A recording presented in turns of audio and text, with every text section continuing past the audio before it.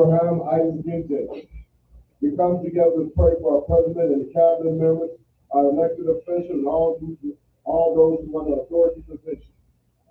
We pray for the leaders of our great nation, that they make rightful, godly decisions that they will be for our benefit. We pray for the men and women who serve our country and perform their duties with honor in our armed forces here and around the world. Lord, we pray for their families and their friends, first responders. Lord, we pray for Father God to let us remember to pray for the ones who need the healing power in the name of Jesus. We pray for the food and beverages that we receive. Lord, help us to know to believe in the gift you have given us, to keep us focused to making this meeting successful. While following your ways, just as the service to the people, Lord, you have given us the spirit of power and love and a sound mind. We walk in the wisdom that comes from above, and gentle, easy to act upon, full of mercy and full of good fruit. We pray for guidance in the matter at hand and ask that you would clearly show us how to find ways to conduct our work with a spirit of joy and passion, and give us desires to find ways to empower others, and help us work together to encourage each other to excellency. We ask that we be challenged each other to reach the higher quality, to be the best that we can be. Lord, we ask this in the name of Jesus. In the name of the Father, and the Son, and the Holy Spirit. Amen. Amen. Please stay standing. Would you do the pledge of allegiance? I pledge allegiance to the flag of the United States of America and to the republic for which it stands, one nation, under God, indivisible, with liberty and justice for all. Thank you. Ruth, would you do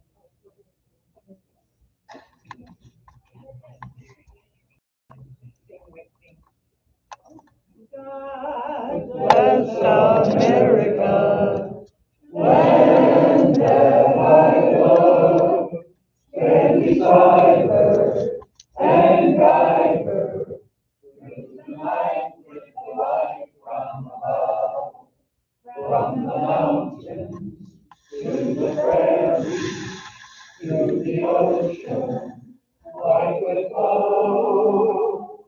God bless America, my home, sweet home. God bless America, my home, sweet home.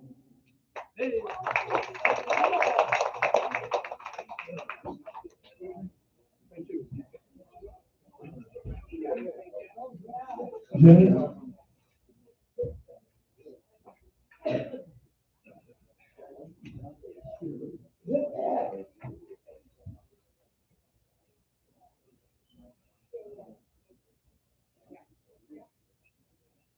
Well, it's obvious there are quite a few people here that are running for office in the next couple of months. So any of you that either are in office or seeking an office, would you please stand, quote your names, and Janet will give you a mic. Thank you, Jared. Is it on? Alice Van Stocker, District 1 Director. It's not coming through.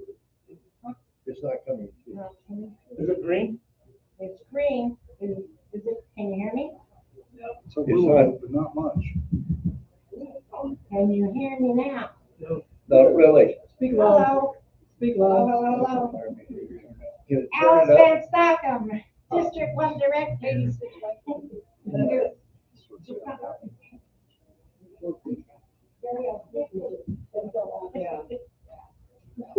We're changing our luck. Hi, Marianne Salem, candidate for Arizona State Representative, LD30. Is that right? What are you running for, Doc? I'm from the law. President of Leadership, President of Conservative Republican Club of Kingman, and star of Radio. Good afternoon, everybody. Travis Mansell, Mohave County, District 1 Supervisor. Yay. Great to see everybody. Travis?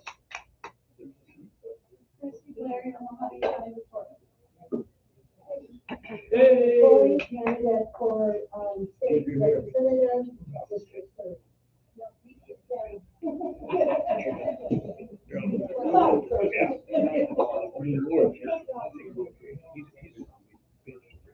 Becky Foster, I'm ready for JP5, precinct constable.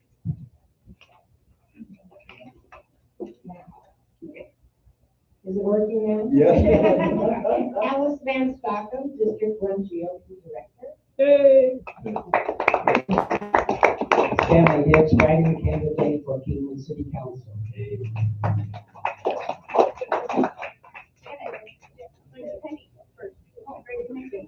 Well, I didn't see her. Stand up, lady. For hospital district 1. All right.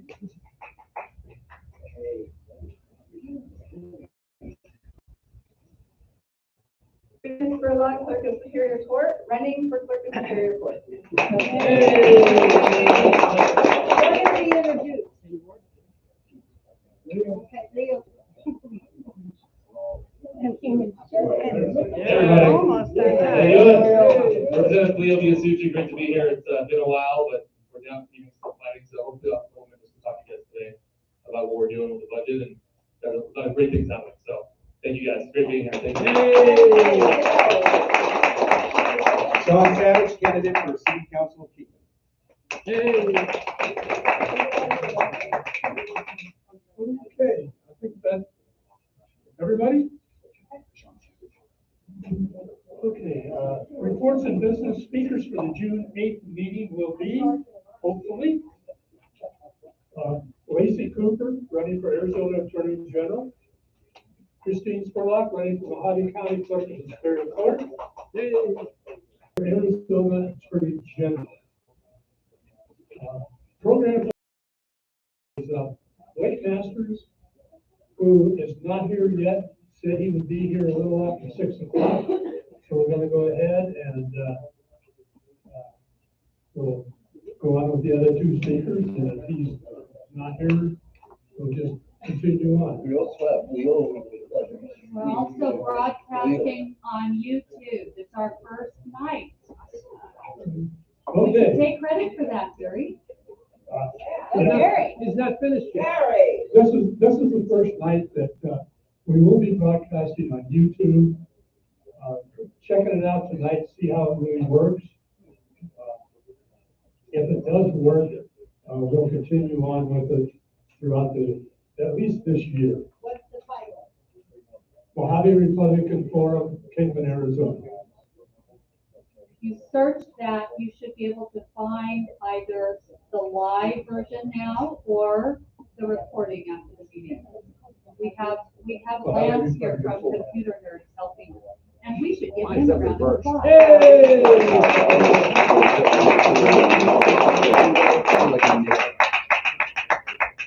Lance has put this thing together for us, and hopefully he will probably be at all those meetings in the future. So we'll see how it all goes. But well, this is Lori's situation. So, Gary. No. Gary. No, together they did All it. the credit. Together they did it. Our other speaker tonight is Michele Rita. She's running for the Arizona Secretary of State.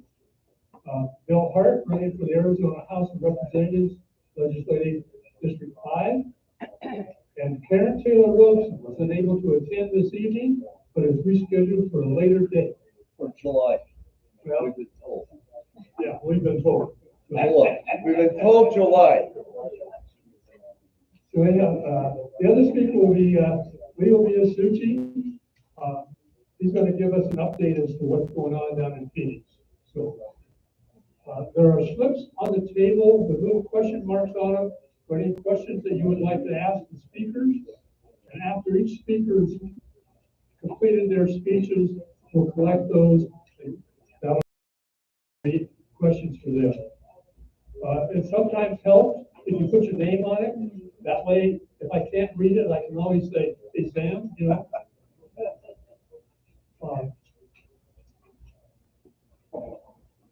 So I guess let's just get started. Rita, you want to give it a shot? I'm ready. I'm always ready to go. Happy to. Thank you very much. All right. Is this where you gotta be really close? Yeah. Okay. All right, does this work? It doesn't sound like it is, but oh, it is? It is. Okay, great. Okay, so Michele, Ugenti, Rita, running for the office of Secretary. I know this is a very savvy crowd, but I just will give you the rundown. This is the second highest office. It is a statewide office, right? So that means it's going to appear on the ballot all over the state. Similar and second in line with other positions in other states like lieutenant governor. So if something happens to the governor, this person would step up. Chief elections officer has other responsibilities and duties, but it's really most known for its oversight of the elections. It's probably what you're most familiar with the office about. I have been in the legislature for the last 11 years. This is my 12th year as a public servant. I represent my district, District 23, which is Scottsdale, Fountain Hills, and Rio Verde. Quickly about myself, a lot of familiar faces, but some new ones. So for those who've already heard this, bear with me, but it's important. Mom of three, native, graduated from Arizona State University with a degree in business administration. Commercial real estate is where I grew up professionally, and I've always wanted to serve my community. And back in 10 years ago, that Tea Party movement, that's what I was attracted to, and that was my first foray into politics. It was an open seat with 6 of us, 6-way primary. I was an underdog, but I won handedly, and I've been winning in my district ever since as a fiscal conservative, as someone who articulates what she's going to do and delivers on those commitments and promises time and time and time again. And so during my legislative experience, I realized, wait a minute, what do we really need? And what's fundamental to our representative republic? I would say our elections. I would say our electoral process.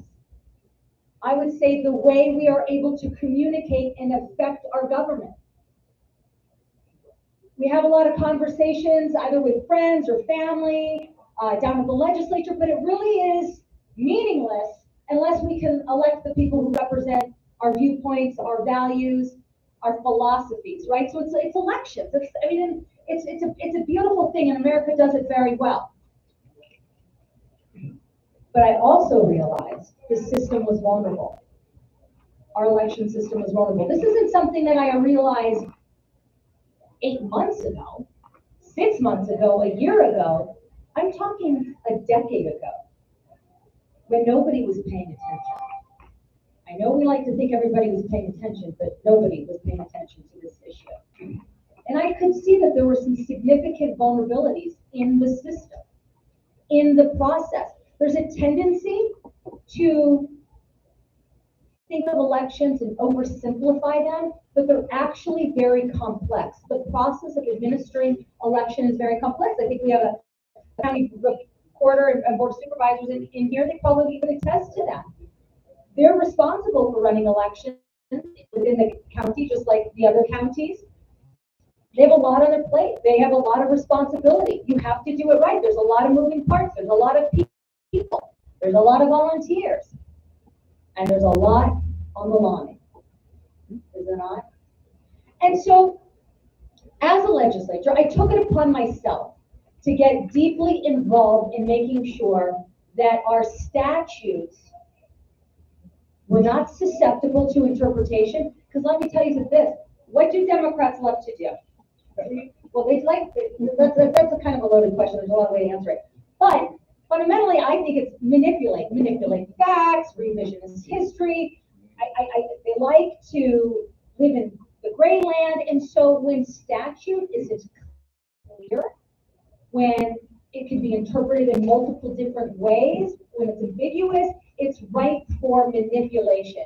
And you can see that.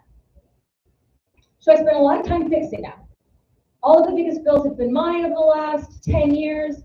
I'm very proud of that because this is something that you have to have a passion for and you really have to be able to navigate through the system. So I think a lot of the frustration we deal with today is that there's a lot of synergy and agreement that this is something that's vitally important to our democracy, our representative republic, but then it kind of like falls off a cliff. Then it's like, what are we gonna do about it? And I have been very successful banning ballot harvesting, cleaning up our vote by mail rolls, making sure that emergency voting locations can't be manipulated. This may not have happened here, but let me just speak to an instance in Maricopa County. You could vote by emergency, and that's been allowed for many, many, many years. But what was happening, particularly in 2018, under Adrian Fontes, is those emergency vote centers started to pop up, and they started to pop up in predominantly Democrat-heavy areas of town. So it's a subtle move with massive impact.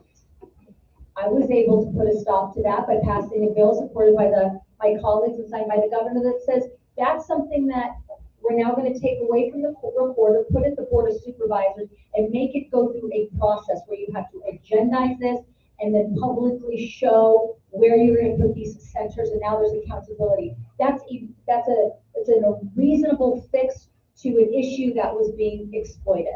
I appreciate that. Absolutely. Thank you. It's that kind of thing. That made a difference in that election when he did. And right, so it's those kind of things that you have to, something that he didn't break the law, right? You were allowed to have emergency vote centers, but it got manipulated.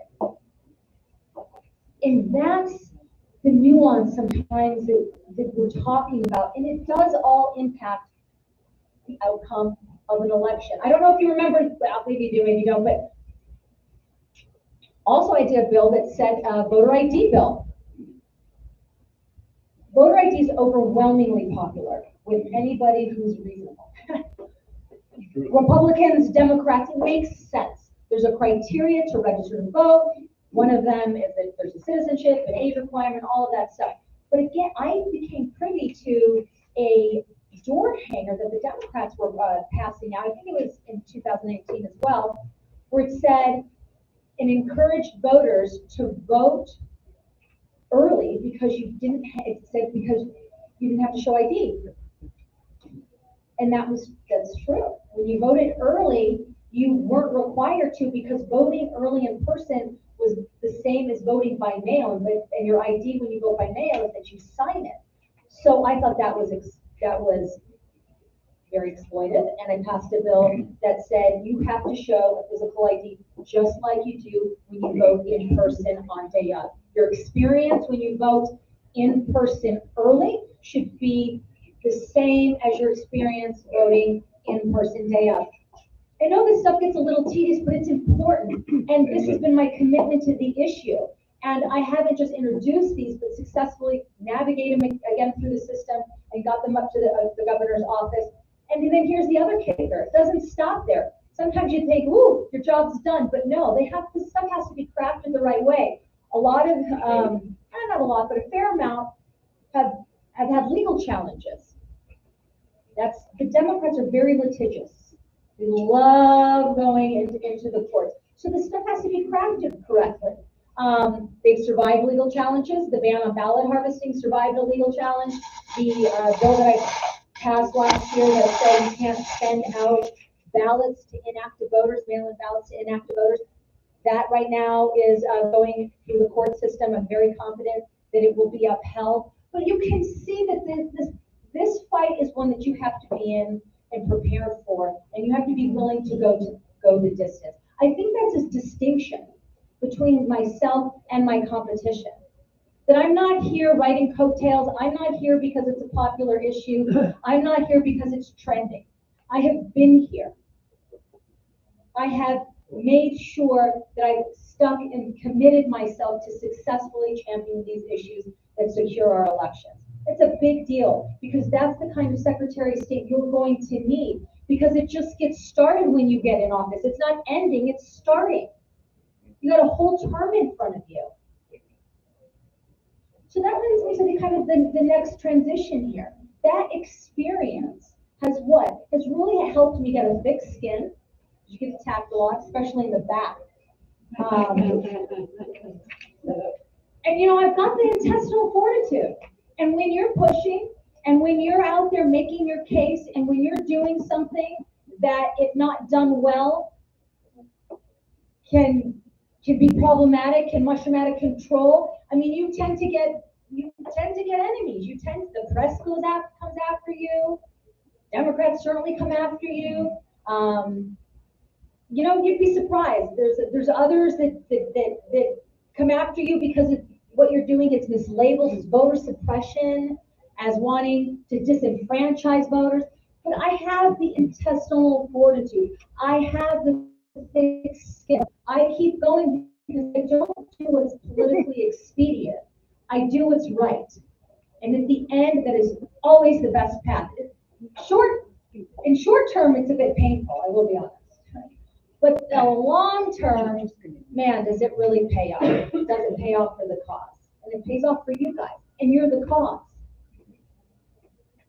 But you got to stay in the game, and you have to be able to withstand those attacks and position yourself in a way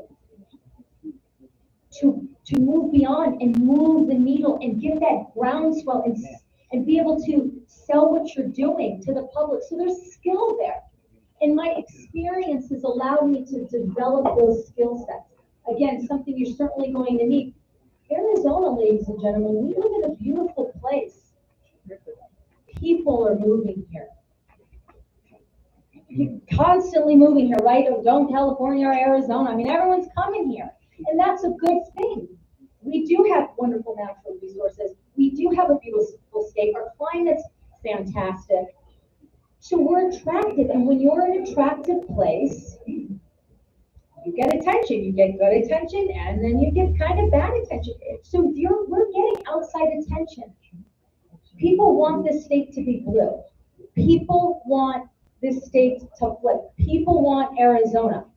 And so in order to protect Arizona, we again need people in place that aren't just about empty platitudes, but can deliver. And look, Republicans have the talking points. We have the message.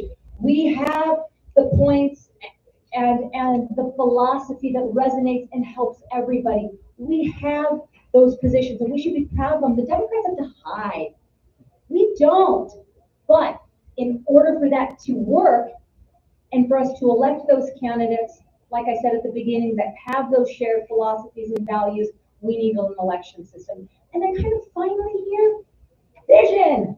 Vision, ladies and gentlemen. This office has been underutilized. People go there, they sit back, and they mail it in. That has not been my posture. Clearly, hopefully demonstrated by my 11 years in the legislature. Because I have a high standard for myself. I want to make sure that when I leave that place, the legislature, that I can point to things that have made your life better. You need to have more money in your pocket that you have earned. You need to be less burdened with government. You need to have more freedoms. You need your privacy protected. You need to have choice. You need to be able to send your kids to school wherever you choose. I mean, but it's not just believing, it's delivering. So when I get to the Secretary of State's office, and hopefully I do, and I feel confident that I will, but of course it's all up to you, and that's why I'm here today, I'm going to take that same approach. I'm going to revitalize that office. I'm going to utilize it. I'm going to make sure it's working for you. That's why it's the voice of the voter.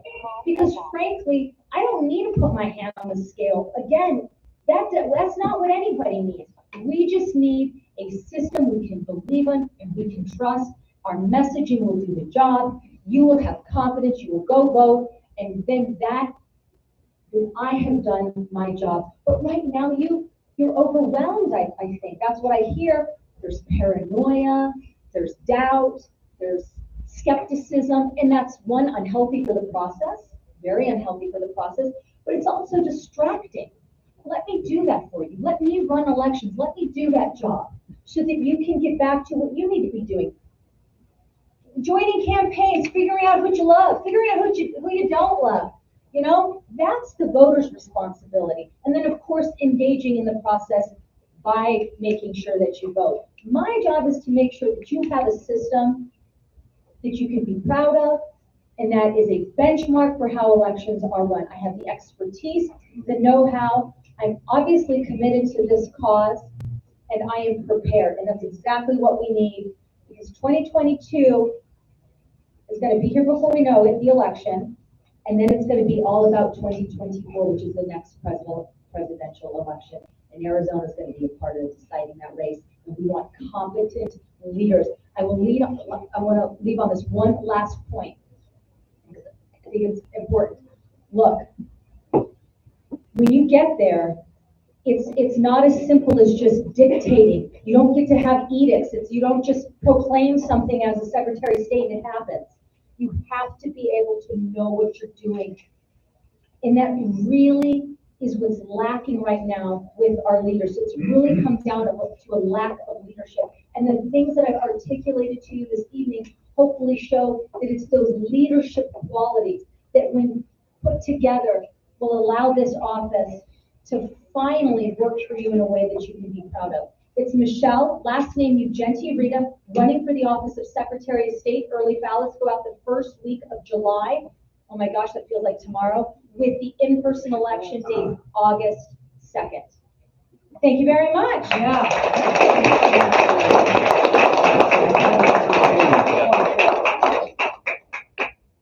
Thank you. Okay, question time. Question time.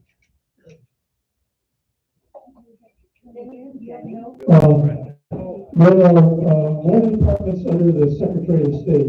What are they, and please explain. So the Office of Secretary of State also manages the notaries, the entire notary profession. So if you're an attorney, if you are in real estate, that's very important to you. Obviously, if you are a notary, then it's very important to you.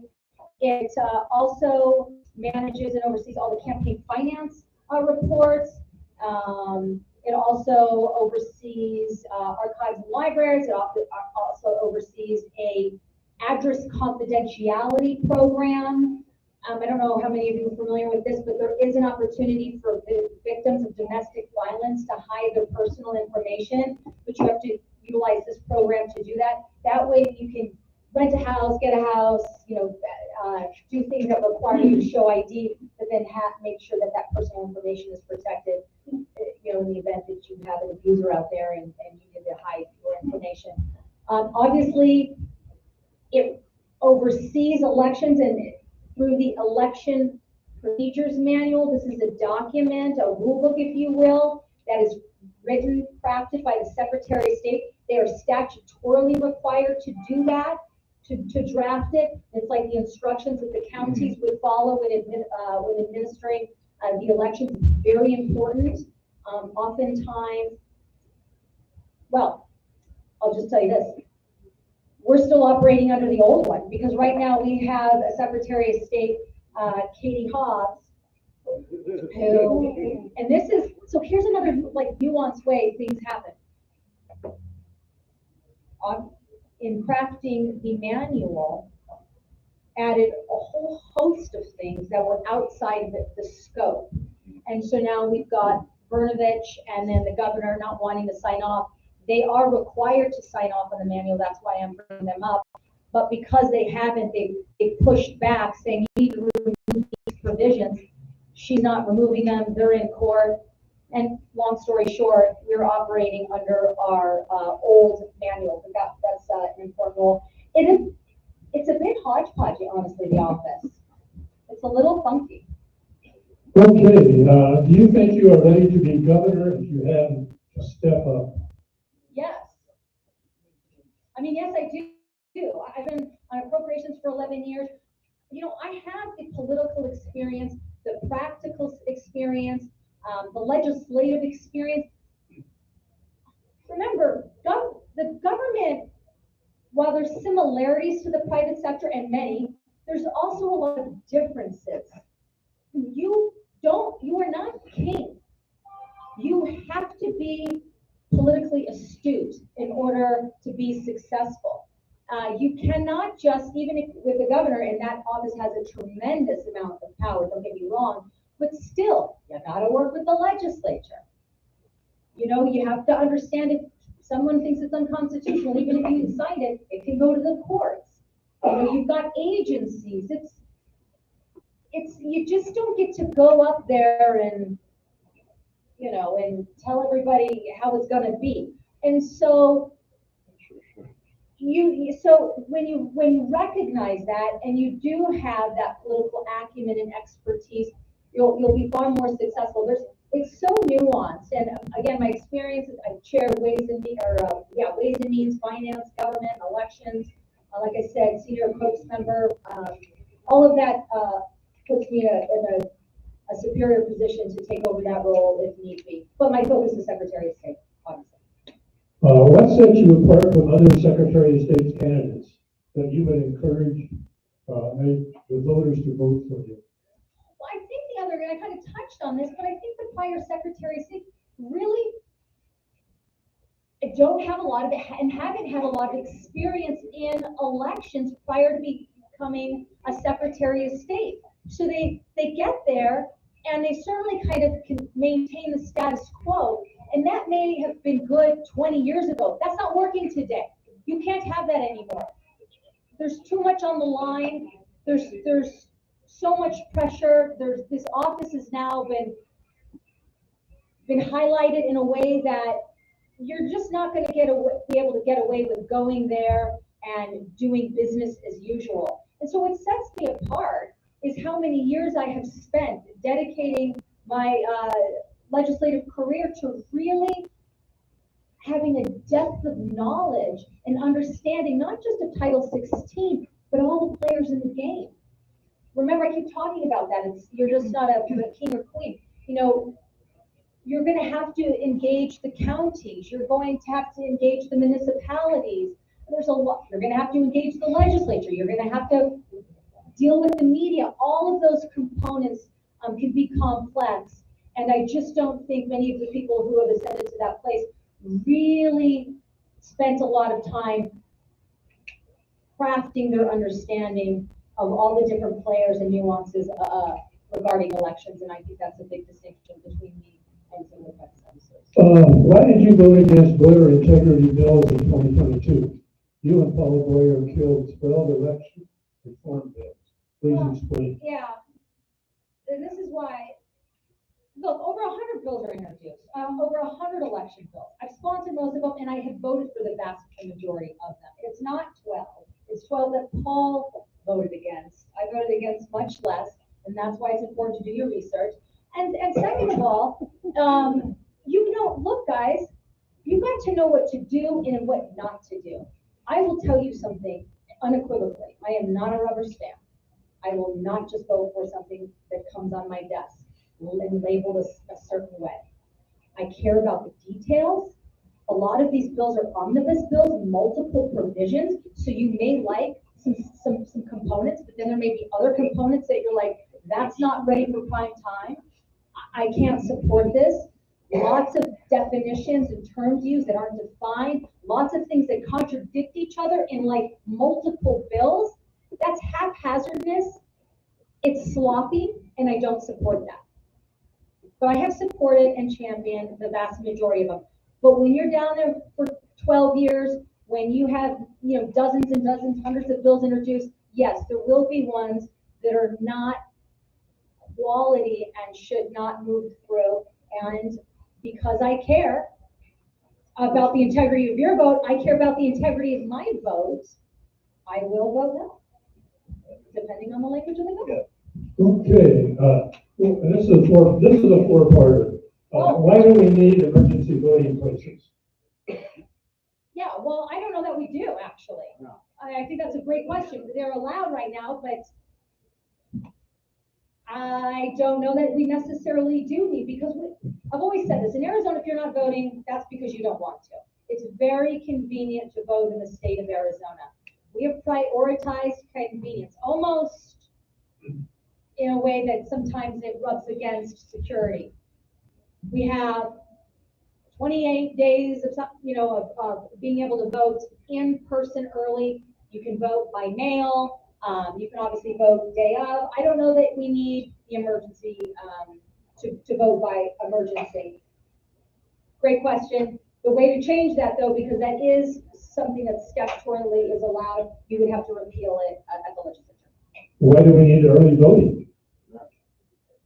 Well, I think under that premise, it's about offering as many opportunities for voters to vote and trying to accommodate. That has been an effort for many years to try to encourage people to vote by showing you that there are multiple opportunities to vote, and hopefully the end result is a robust turnout. This is kind of a statement. Mail-in ballots should not be allowed and only be sent or requested absentee voters and a signature check. Do you agree? I think the gold standard is voting in person. I mean, I just think the gold standard voting is voting in person. But we have vote by mail. And if I had a magic wand, and I don't, but if I did, I think that the best way to structure it, I took a bite at this like I told you, but the best way to structure it is that every election cycle, you would need to opt in and request to get your ballot by mail. I think that that's balanced, because that way you, the voter, have to be proactive and show you want the ballot to be delivered. Right now, the way it works is once you sign up to receive your ballot in the mail, you get it forever, except the legislature was able to change that. Remember, I talked about that. If there is a period of 4 years where you don't vote, you will be removed. Because why are we sending you a ballot if you're not voting? You're an inactive voter. But gold standard in person, magic wand, voters would have to every election cycle request a mail-in ballot. How would you canvass the voter ballots and certify that they are correctly counted? Well, the way you would impact that is make sure that you have rules clearly defined in the election procedures manual that directs the counties who are responsible for that to count appropriately and in a transparent way, and make sure that they're following the law, and that they can canvass and they can get that canvass to the Secretary of State, and ultimately the election can get certified. Okay, do you support the Voter ID Act? Because Arizona Free Enterprise was collected signatures for this, and it would go on the ballot in November of 22, and take the power away from the Arizona legislature. I'm not sure. Power. Let me try to break. Whose question was that? My question. Okay, so, hey, how are you? I'm good. How are you? Very good. Now, I'm saying this because when it goes on the ballot and you didn't want to do it the way we proposed it, you'd have to have another signatures, all the signatures again, to change the law. It would take away the power from the House and the Senate. Yeah, okay, so that's ultimate, you're making a point of why I We ultimately need don't. 300,000 signatures for that. Yeah, so this, you're So we making. were gonna get them. Yeah, you're making a point of why I ultimately don't like going to the ballot except in rare circumstance. Because when you go to the ballot, it's locked in stone, and the legislature can never change the language on the ballot except by a 3/4 vote and to further the purpose. It really, you think it ties my hands? It ties your hands, because I can't work with you, we can't effectuate change. The idea that something can be drafted so perfectly that at no point ever you would want to change it is ridiculous. Let me go back to the original question. Do I support the Do I support the voter ID initiative? Absolutely. I co-sponsored that legislation when it was in bill form, when it was a statutory change, got it through my government committee. They couldn't get the bill through the House, and so the decision was made to go to the ballot. I ultimately would prefer to have the language done statutorily, because this stuff is complex, things change, and it's much better to have these changes done in statute through the legislature so that things can be fixed and addressed every session. Once this is passed on the ballot, like I said, it is locked, which I think you were pointing out. Would you have done that if we weren't collecting those signatures? What we would have not put? Are you saying? I don't know what you're saying actually. Because that was not an idea to do that until we started collecting those signatures. And I think the politicians realized if we collected those signatures, they would lose their power. No, it's really the end. So you collecting signatures, what you were doing when you did that was that there's two ways to put something on the ballot. You can put something on the ballot by collecting signatures. You have to get a certain amount of signatures. There's a formula for it. You have to reach that threshold, okay? Or the legislature can refer something to the ballot. I think there was a desire to refer it to the ballot by the legislature to expedite the process.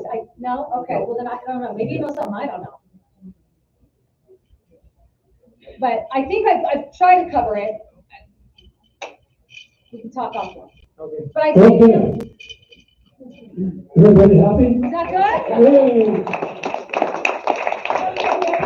Thank you very much. Thank you. Mr. Blake Masters is here someplace. There he is.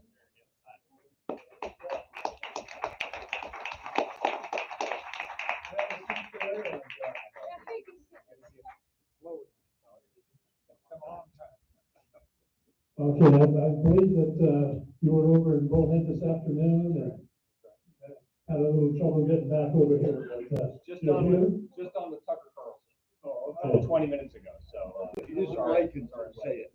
Yeah, I was just on with Tucker Carlson talking about the fake news. They were really coming after me this week, so we had a good chat. But I'm glad to be with you, and thanks for having me. Okay, I say you'll have about 20 minutes, question and answers after that, and then we'll hear from Bill. Excellent. Go right ahead. Well, thank you so much. Thank you for being here. I see my favorite Democrat tracker is in the audience. I'm not going to publicly shame her, but it's always nice to have you join. Look, is anybody excited about beating Mark Kelly in November? Yeah. We've got to get rid of this guy. I think he's the worst U.S. senator, the single worst. And I know that there's a lot of contenders. Okay, you got Bernie Sanders, Chuck Schumer, Liz Warren. You got a lot of bad ones, but I think that Mark Kelly is actually the worst, right? Because Bernie Sanders, he votes the wrong way, basically every single time, right? Well, guess what? So does Mark Kelly. Mark Kelly is a reliable rubber stamp vote for this Joe Biden, Chuck Schumer, inflation, open borders agenda. But at least Bernie Sanders tells you what he is, right? You look at Bernie Sanders and he'll look you in the eye and say, I'm a communist, I'm a far left socialist. That's what we're going to do. And it's like, no, man, that's not what we're going to do. That's not the United States of America. But at least he tells you what he is. Yes. Mark Kelly votes the same way as Bernie Sanders, but then pretends to be a moderate. So it's extra dishonest, right? You've seen Mark Kelly in the news just in the past 2 weeks. Please, Mr. President, don't repeal Title 42. And Mark Kelly pretends to be concerned about inflation. So he's proposed canceling the federal gas tax for the end of the year. And anytime a Democrat talks about cutting taxes, you know it's an election year. Okay, so he knows, he's reading his polling, he knows I'm coming after him, he knows that I'm on track to beat him in November. And that's why you're going to see him pretend to be a moderate. And he's just out of step with Arizona. Unlike Mark Kelly, I actually know Arizona. I grew up here. I grew up in Tucson, where I live now. I met my wife in middle school, actually, in Tucson, if you can believe it. Sometimes that still works. I think I had a premonition of how dystopian dating would be as a millennial. My poor single millennial friends, man, they're on these apps. They're swiping through potential dates. That's no way to meet a mate. That's dystopian. So I saw Catherine. She was a new girl in school in 7th grade. And I was in 8th grade, and I said, she's the one. So I solved that problem early. It took me until high school to convince her to date me. But I got that done. I'm very persistent. And now we have 3 beautiful boys. They're 8, 6, and 2 years old. Catherine and I are so blessed to be able to homeschool these boys. I've had a successful career as an entrepreneur and an investor. We can literally afford to homeschool them, which is a great privilege because we feel like we're in charge of our kids' education. It's a feeling I wish for every American and every Arizonan, but you can't take it for granted anymore that your kids are going to get educated and not indoctrinated. Right? We've got critical race theory as the crazy racial version of the left-wing ideology in the schools. You've got the 1619 history curriculum, right? I call it the hate your country curriculum, because that's what we're teaching a whole generation of young people to do, to hate their country, to be ashamed of this place. And then they just grow up progressive, and we see what happens. I think even worse than the racial and the fake history versions, though, is this perverse gender ideology that's happening in our schools. It's not an overstatement right now to say in 2022 the progressive left, they want to teach your 5-year-old or your 5-year-old grandchild that they can choose their gender.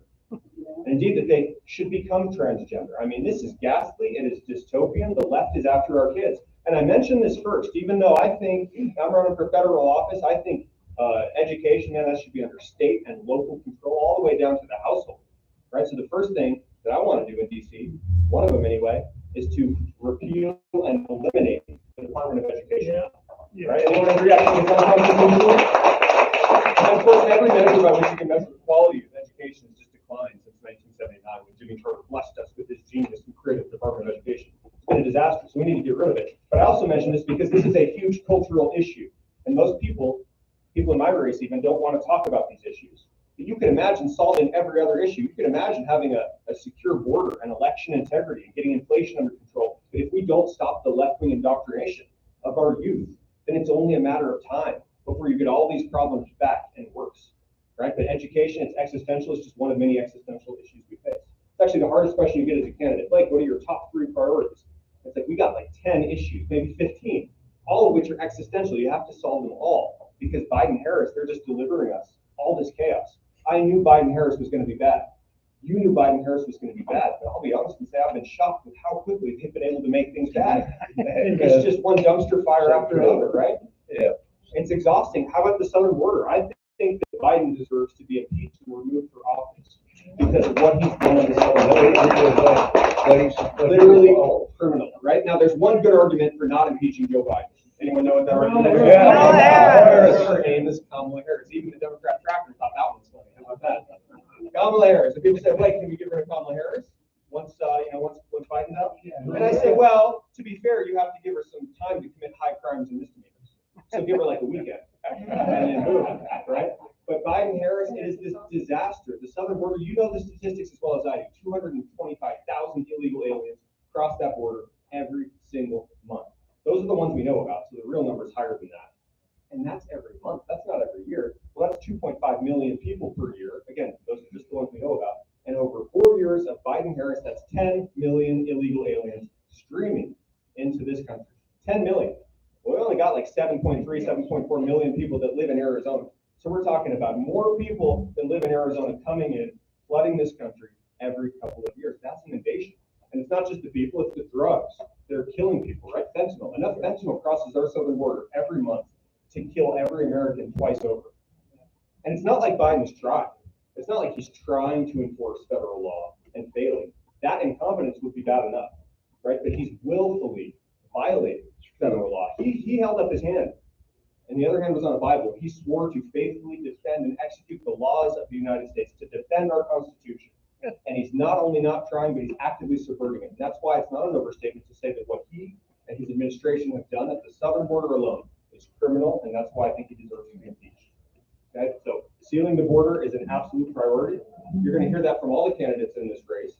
I think all of us actually believe it, except for Attorney General Brnovich, who's not doing a damn thing with the power that voters gave him. Exactly. Okay, so that's a big problem. So I encourage you to consider other candidates than Brnovich. I think I'm going to be the strongest one on the border, and all these other issues that we're facing. But we have a lot of issues. Let me tell you one quick story that I think perfectly encapsulates the absurdity of what the left is doing to this country. I had dinner with a friend recently. We were online friends. He was a supporter of the campaign. And I had dinner. I met him for the first time in person. I knew he was in the Air Force. I knew he was a little bit younger than me. He's 33. He signed up to go into the Air Force right after high school. So 18 to 33. He'd been in for 15 years. And he told me when I met him for dinner, Blake, I just quit. And I was shocked to hear it because this guy is a warrior's warrior. He's a special warfare guy. in one of the Air Force's elite units. He would embed with Delta Force in Afghanistan. He was the guy who called in airstrikes. So he's fought hand to hand with the Taliban. He's stuck his neck out for this country. And I said, man, why did you quit after 15 years? You know, because if you stay in for the extra 5, you get the more lucrative retirement in 20 years. And I asked him if it was about the vaccine mandate. He said, no, it wasn't about the mandate. He was anti-mandate, but he said that was just annoying. He said in the special forces, they roll up their sleeves and pump them so full of all these vaccines. And he said, you know, I'm young and healthy, and I didn't like the mandate, but that wasn't it. He said, I had to quit because the culture was changing. He said, Blake, imagine how humiliating it is, what a horrible feeling it is, to risk your life fighting for this country, to see your buddies die in Afghanistan, and then to be subjected to hour-long mandatory PowerPoint briefings on transgenderism in the military. And I'm not saying this is in every military unit, but it's in a lot of them. And at this point, the pattern is clear. This has become a cancer, this woke ideology, and it's metastasizing. It's in our schools. It's definitely in Hollywood. Maybe that's where it started. It's in our government, and now it's in the least appropriate part of our government for this stuff, the military. And it's dangerous. And that's why it's crazy to see General Milley. You've seen him just like I have. He testifies in front of Congress, bloviating about white rage and how he needs to understand critical race theory and teach it to our soldiers and read Marx and Lenin and Mao. And compare and contrast that with what happened in Afghanistan. You know, I'm glad that we're not going to be in Afghanistan for 50 years or 100 years. I think we were there for far too long. Again, it was the left-wing generals who were lying. They lied to Bush, they lied to Obama, they lied to Trump. Right? Victory is right around the corner, sir. Afghanistan is about to be a Western liberal democracy. Well, no, it wasn't. That was a lie year after year. I think it made sense to go into Afghanistan in 2001 and kill some terrorists, right? But that was a mission creep, and they stayed for so long. And President Trump deserves credit for getting us out. He drew troops down from over 100,000 to 2,500. We had Bagram. We should have kept it. It was stable. No American soldier lost his life in the last 18 months of the Trump administration in Afghanistan, and it was under control. And then look what Biden did. Biden, the only thing Biden's good at is inheriting a stable situation and turning it into an absolute chaotic mess. He did it at the southern border. He did it in Afghanistan. He gave them $80 billion of equipment to the Taliban. You know, they keep some of it. They give the rest of it to China and Iran. And I think China has Bagram right now, right? How many billions of dollars did we spend building that? And, you know, this was embarrassing on the international stage. It emboldened our enemies. It cost the lives. Biden's reckless debacle pullout cost the lives of those 13 brave American service members. So I'll never forgive Biden for the way that he got out. And Putin and Xi, they're bad guys, but they're not stupid. They see all the same stuff we do, right? They see what happened in Afghanistan, and they're emboldened. Everybody in this room knows, even the Democrat tracker knows, that Putin never would have invaded Ukraine if President Trump were in the Oval Office. And you know, because Putin invaded Georgia in 2008, he invaded Crimea in 2014, didn't really do that much during the Trump administration. Gosh, I wonder why. President Trump was gracious to his face because President Trump knew how to play diplomacy, and the media hated that. But behind the scenes, Trump's administration was quite tough on Russia, and Putin knew better. But as soon as you get Biden in, man, you look at the White House and you smell nothing but weakness. And so he was involved, and that's dangerous. Did you see the clip on Easter of Biden getting managed by the Easter Bunny? Biden's in the Rose Garden, just stumbling around, has no idea where he is. He starts talking to some random kid. Can't have that. So the Easter Bunny, a man in an Easter Bunny costume, comes over and has to shepherd him away to safety. That was probably Secret Service. Probably whoever's really running the government. Easter. So this is crazy, and it's absurd, but it's sad, and it's really scary because we live in a dangerous world. And all of these problems, they get worse if we don't do our job in 2022, which doesn't mean just kick the Democrats out, because it's no longer enough to just get a Republican in. It matters which Republican, right? I'm tired of Republicans who pretend that winning the election is the goal. Congratulations, you're in. Now you have an R next to your name. Most of Republican members of the U.S. House of Representatives just voted to send $40 billion to Ukraine. And so we need a new kind of Republican, a Republican who's not content to just play defense anymore. Right? We need to play offense. I think after Reagan and until Trump, we elected a lot of Republicans. Maybe some of them were good people. Turns out that's not enough. All they wanted to do was play defense. Well, if all you ever do is play defense, and the left, man, you got to give them credit. They have a ghastly agenda. It's horrible, but they work hard to achieve it. Day after day, week after week, month after month, they work and they chip away. And we've seen the left play offense and take over basically every single institution in this country. But here's the thing, we're out of room to play defense. Our backs are against the wall. And it's really scary because we're about to lose the country also find it motivating and clarifying. Because like I said, our backs are against the wall. The only choice is to go forward and play offense. I think President Trump showed us how to do that. If you run boldly on this MAGA agenda, right? That's what the country needed in 2016. It's what we badly needed in 2020. And look how much we're suffering because we didn't get it. And so if we run boldly and we run the right candidates, we're bold on the issues, we're willing to get attacked by the media. You know, watch my Tucker Carlson hit tonight. I went through a few of the hit pieces that these people are. It's clear who they fear. Okay, my friend J.D. Vance won in Ohio last week. He's going to be a phenomenal U.S. senator. And that made clear the primary here in Arizona. And I'm the one that the left doesn't want to run against because they know I will beat Mark Kelly. If you put me in the game as your nominee for U.S. Senate here, I will beat Mark Kelly by 3 points, by 4 points. It won't be particularly close. I can't wait to debate that guy. Imagine me debating Mark Kelly. Okay, he's used to I got ideas. I'm willing and ready to tie him to his left-wing record. Mark Kelly's used to getting away with it. They'll say, Mark, Send them back to space. we're going to send him back to space. Have you heard he's an astronaut? By the way, it's like, congratulations, you're an astronaut, but why are you voting for massive trillions in spending and open borders? And you ask him these questions, and the rare occasions when the media actually asks him a question, Mark, what do you think about the open borders? This seems like a problem. What are you going to do about it? Good question. When you're captaining this space station, and you look out that window and you see that big blue ball, you realize we're all in this together, and he just gets away with that, and the media fawns over him. But he's ruining this country. He's playing an active part in destroying it. I'm tired of that. I'm going to beat him, and I'm going to get in and show such new fight and new energy in the U.S. Senate. I promise, put me in there. I will make you proud. So thank you so much, and I'd love to answer any questions that you have. What is your ideas to bring more water to Arizona? Desalination, piping, injection? One thing we have to do is take a look at all the water rights agreements we have. All the water rights agreements we have. Okay, these things are really complicated. They're between states, the federal government's involved. One thing though is California is just getting way too much. Okay, we're getting way too much. And as your representative in the U.S. Senate, they take a lot of water and they just waste it. They dump some of it in the ocean. It is crazy the allocation that they get because of this 100-year-old water rights sharing agreement, right? I do think technology is another way out. Okay, we live in the desert. This state is growing. I'm in favor of growth, but it needs to be well managed. You can't just put subdivisions of 100,000 people everywhere and not worry about the water. Okay, because Colorado is low and we need well-managed growth. Desalination is an option. Pipelines are an option. But really it's technology, and you need hard-nosed negotiators that are going to have some skin in the game. Like, I want my boys to be able to live in a country we recognize in 30 years, and I hope they stay in Arizona. And they won't be able to stay in Arizona if we don't solve this water crisis. And so every decision I'm making is not just 5 years in the future. I'm thinking 10, 20 years in the future. How do we make sure that this is the freest, best state in the union 30 years from now? And so water is easily a top 3 or 4 issue. Okay, we have a 2-tier justice system. How will you stand up?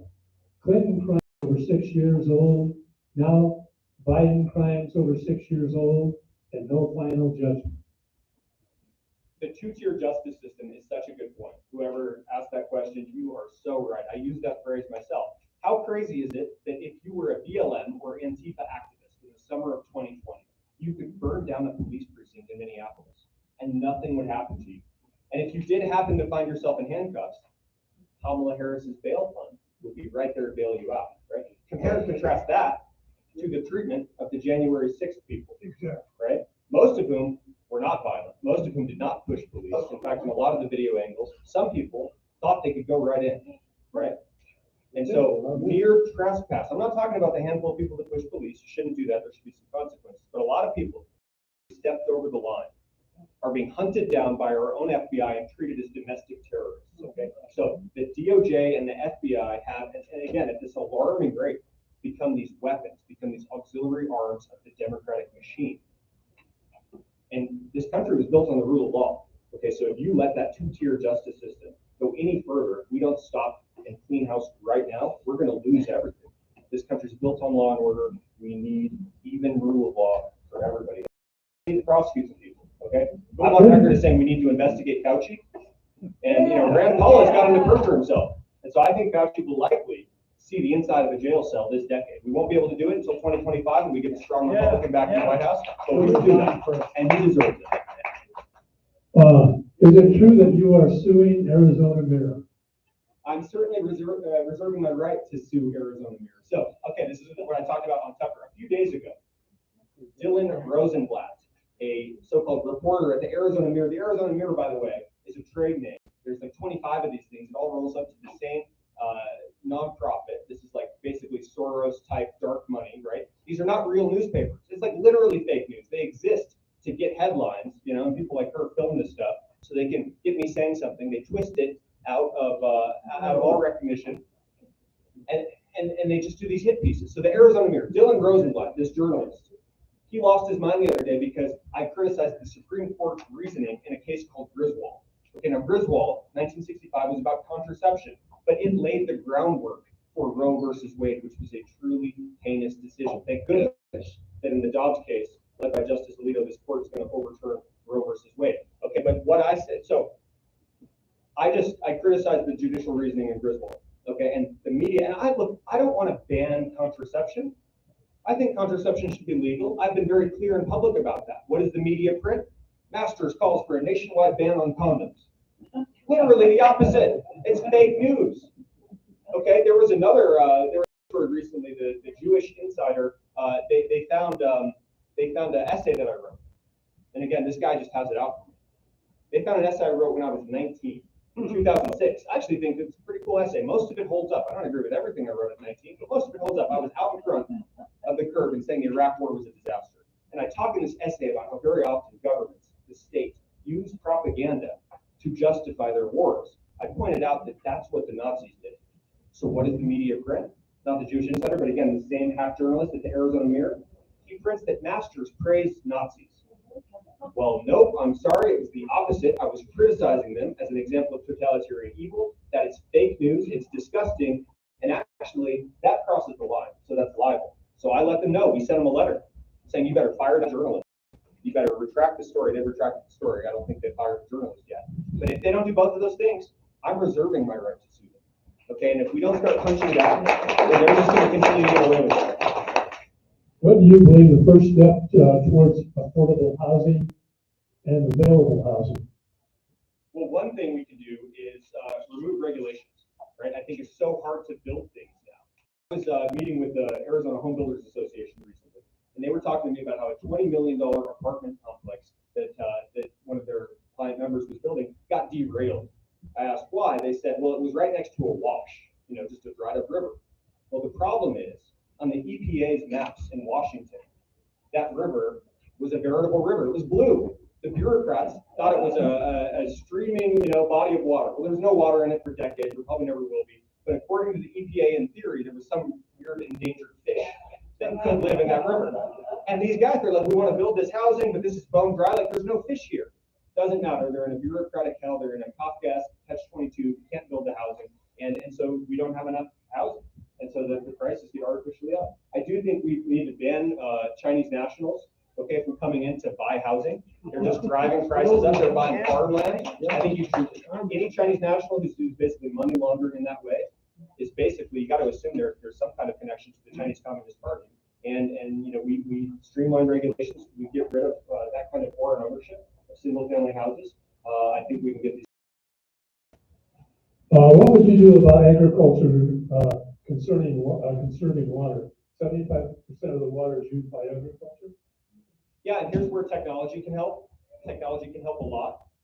You know, but we gotta balance the needs of farmers and agricultural uses in Arizona with commercial uses. You know, I want Intel to come in and start making computer chips here, and they're going to bring a great new factory into the Phoenix metro area. That's really good, right? We can't rely on Taiwan and Southeast Asia to produce all of our computer chips. It's right. Almost a national security issue, right? So I want to be able to make that stuff here. Well, here's the problem. Silicon, you know, semiconductor fabs, they take a lot of water. And so we got to make sure that when we bring a TSMC or an Intel in, they're not just going to take water away from farmers. They're not just going to net use tons of water. Because again, we got a lot of people in Arizona that need that water. We got to be intelligent. And so one condition that we can put on any semiconductor fab that's coming in is you have to be net water neutral, right? Make Intel invest the money to recycle that water that they use in the chip making factory. So again, none of these problems are easy when it comes to water rights. You've got to get people who are invested in the future, who are smart, and who are capable of negotiating all these agreements between all these different stakeholders. In that respect, though, Dennis, do you support Ukraine, and would you support the American military in Ukraine? I want to keep the American military out of Ukraine. Okay, I find it disgusting that most politicians in DC apparently care more about Ukraine's border with Russia than our own border here with Mexico. Yeah. Okay, that's an America last strategy. And so I think we shouldn't be sending $40 billion.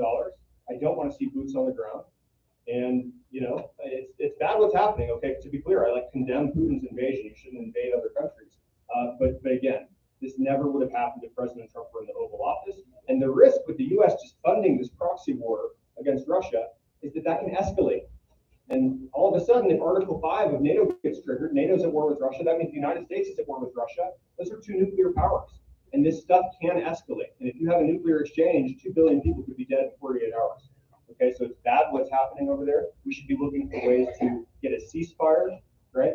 To stop the fighting. And my fear is by sending $40 billion to go, who thinks that $40 billion is going to be well tracked and managed? Who knows where it's going? Ukraine's got a lot of corruption.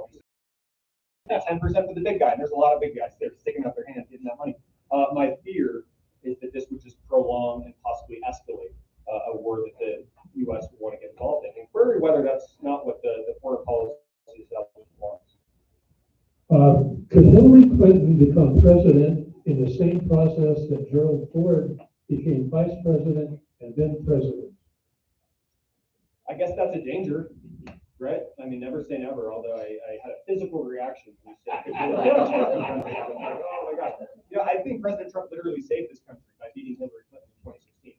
Literally saved this country, right? Because as bad as things are now, and I agree with you, they're real bad. We're about to lose everything. At least, you know, we're not in year 7 of a Hillary Clinton regime. And that's where we be. 2 years into Biden-Harris, we're holding on for dear life. Our economy's on life support, the border is porous, everything is bad. But 7 years of Hillary Clinton, man, that's it. There's only so much damage the ship can take before it goes down. I'm an optimist when I'm running for office. I think we're not at that point yet. But 7 years of Hillary Clinton, we're at that point. So she can never become president. What is your position on the right to life versus abortion? I'm pro-life. You heard me say I'm just ecstatic that the Supreme Court in the Dobbs case is going to overrule Roe v. Wade. I think Roe v. Wade was a horrible decision. It was a horrible decision as a matter of law. I went to Stanford Law School. I'm sort of an amateur constitutional law buff. Horrible decision. The judges just made it up to achieve a policy result that they wanted. Now, it so happens that that policy result is absolutely ghastly. Absolutely ghastly. And it's cost the lives of tens of millions of Americans, frankly, since 1973. And just today, my opponent, Mark Kelly, he went and he voted to codify Roe v. Wade. But the bill actually goes so much further than that. What the bill does, the Democrats just voted on, Sinema voted for it too, I believe. It would legalize abortion up to the moment of birth nationwide, which is not even something that Roe does. At least Roe allows a conservative state to say, no, we're cutting it off at some point. But the Democrats believe in partial birth abortion. They can't articulate any restriction that they believe in. You know, maybe some people can debate really early on. I'm Catholic. I think life starts at conception. I understand that Congress should have a debate about when the federal government is going to protect life, and not everybody's going to agree. But everybody of good moral character knows that Planned Parenthood should not be able to go in at 7 months in utero and sever spinal cords and dismember babies. That is evil, and I will oppose it. And I don't care if that's not always the popular thing to say. I think we need to talk about it in those terms, and we've got to get Democrats who are voting for this ghastly murder out of office. Thank you. Very good. Thank you very much. Hey, thank you. Thank you all for being here. I really appreciate it. Thank you so much.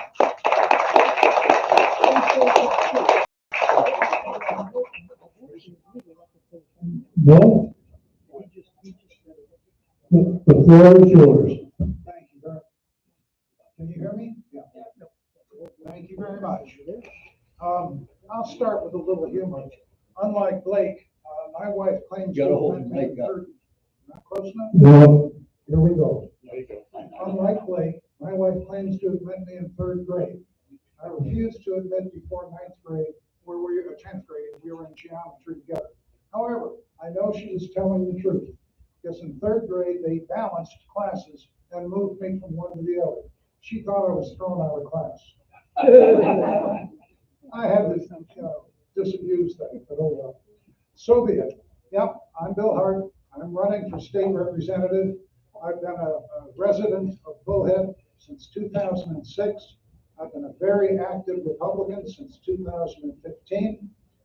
Elected PC state committeeman 16, 18, 20, 22, and I will be in 24.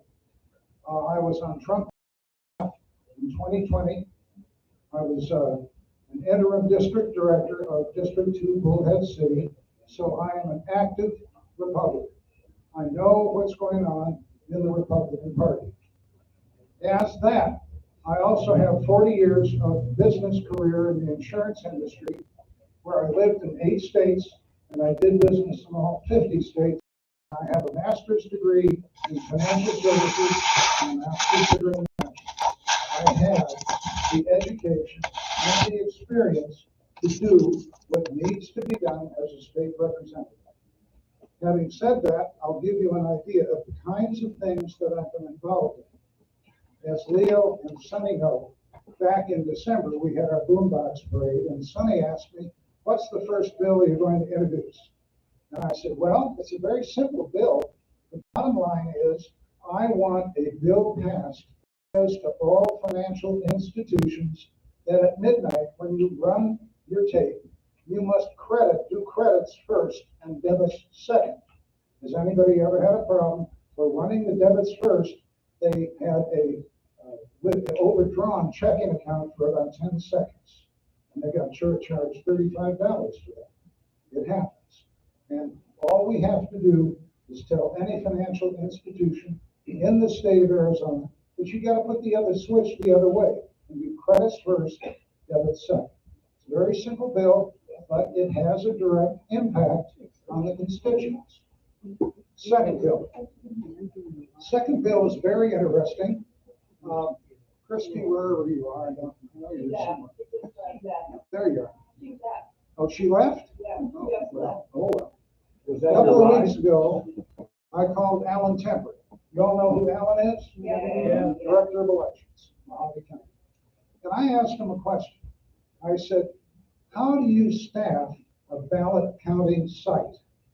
And he says to me, why do you ask that question? And I said to him, I don't think anybody's talked about that.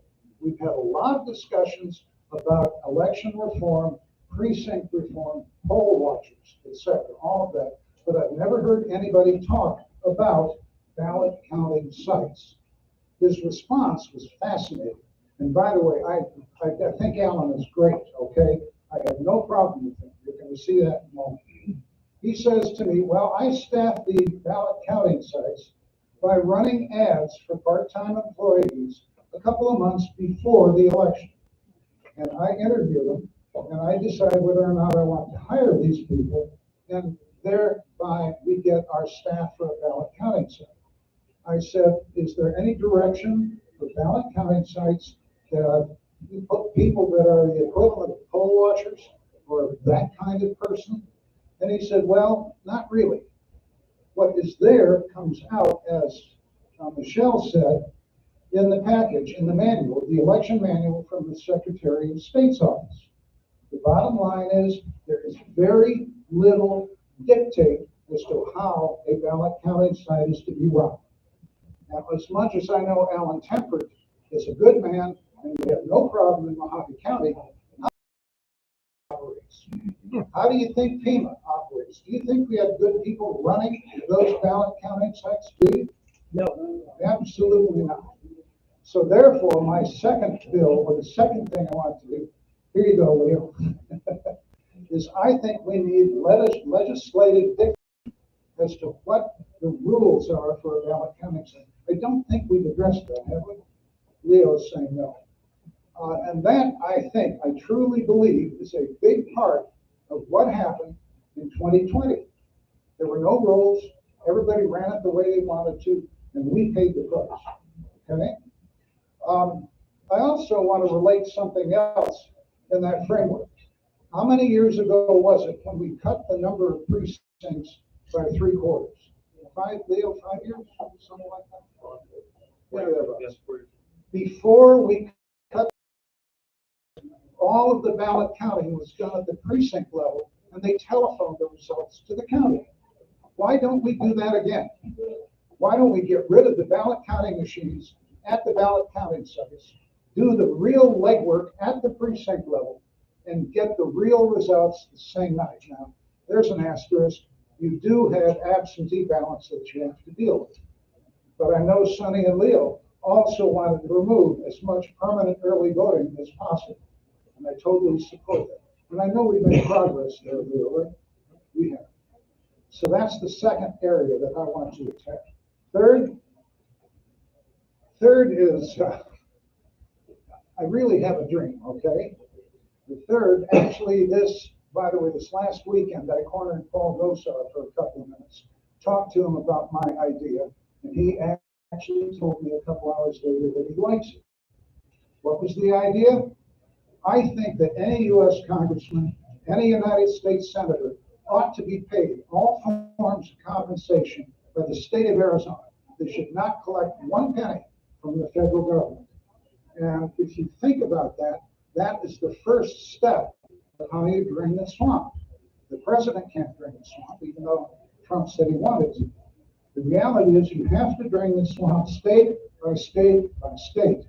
And if we come up and say that congressmen and senators get paid by us, they're going to pay more attention to us.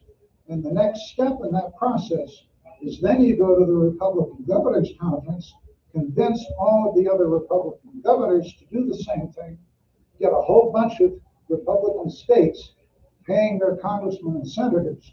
And what do you do to the Democrats? The Democrats are now in a corner.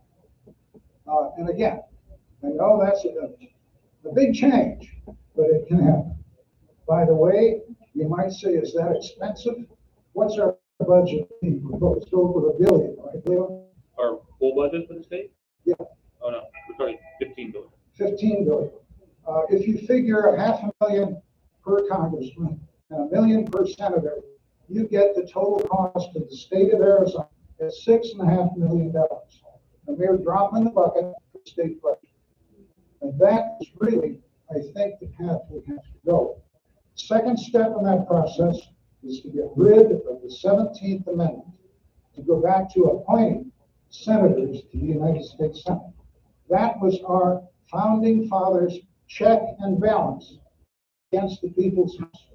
We need that. There are further steps that have to go on, but I also don't want to take a lot more time, let's put it that way. Those are the kinds of things that I support. I'm America First. I'm a constitutional conservative. I've never run for election before, okay? Bottom line is, I have nothing else to tie me down, and I cannot stand the thought of being retired and staying home. I want to help, okay? I want to support, and I want to be your representative in the Arizona State Legislature. I think that's it. Thank you, Bill. I have a couple of questions. Would you vote to regulate groundwater in Arizona? Actually, Blake gave a good answer on the groundwater issue or the water issue, generally speaking. The only thing I really can say is to support the statements he's made. However, there is one other consideration for water in the state of Arizona, that is under consideration. It's a long-term solution. But they are talking about building a canal from the Mississippi River to Arizona. And that's real. And that's the way, over the long term, I'm talking 20, 25 years, to solve the problem. Short term, what was the exact question again? Regulate water. Yeah, regulate. Would you vote to regulate groundwater in Arizona? Well, I think by default, we have regulation in all of the treaties that were signed, 70 years ago, 80 years ago? Would I change that? As Blake said, or somebody here said, California gets all the water, not all of it, but a big, huge amount. Too much. Too much, yes. Water management areas. I'm sorry? Water management areas. Well, I agree. I mean, the reality is we need to redo the treaties. We need to have some way of getting things properly more balanced. California should put up If you have a question, would you write it down, please? The other question is, what district are you running for? Well, that's another thing. Everybody's been talking LD5. LD5's old. It's now LD30. Wickenburg, in addition to Mohave and Mohave counties. And you need to recognize that. I believe there is one person running from Wickenburg. I don't know who that person is, but that poor person. Oh, that's Wickenburg? No, that's Congress. That's Congress. That poor person has no name recognition, no facial recognition, and 95% of the district. It's going to be tough. Does that answer that one? I think so. Any other questions? Wait a minute. Janet just found one. Two more. I'm just picking them up.